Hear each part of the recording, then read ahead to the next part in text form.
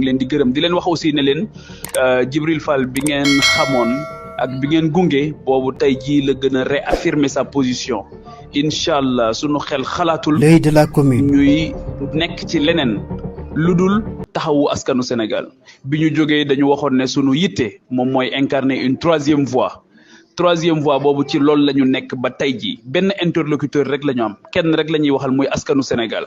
donc te loolu ñoo ngi ciy dalal seen xel bu baax a baax demuñu Benno Bokk Yaakaar waaju ñu dem Benno Bokk Yaakaar sunu xel nekkul ci dem Benno Bokk Yaakaar askan bi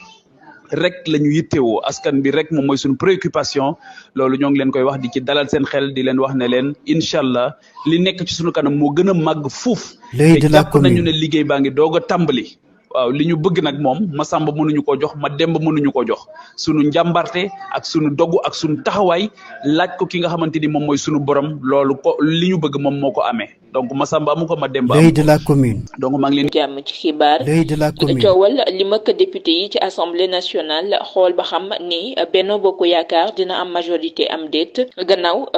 Pape Diop daal di rek weddi akub demam ci Benno Bokk Yaakaar biléb yoon nag Pape Djibril Fall nag moom moo génn daal di yëkkati ay kàddu fa nga xamante ni fa la tegoon tànkam jógu fa la nga xamante ni nag moo ko taxoon a dugg ci politique itam wàccu ko gannaaw ci njëlbeen nag léegi li ko ñor moom moo di askanu ko Sénégal ne nag moom la fas yéene taxawoo ko jàppale loolee fas yéenew cee jug benn yoon te la ñuy lam-laame ne nag dina dem am déet ca fa nga xamante ni moom moo di ànd ak waa Benno Bokk Yaakaar ne nag loolee xel nangu ko du ko mës a def maanaam ci kujje gi la féetee àdduna du yàgg ba mu dem rek daal di féeteeg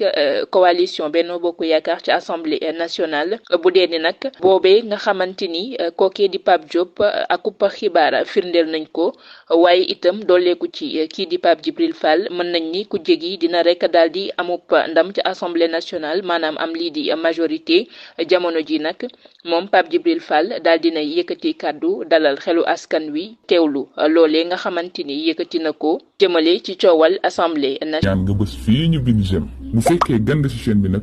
bësal fii nii ñu bind s'abonner après nga activer cloche bii nii mën nga tamit wax sa xalaat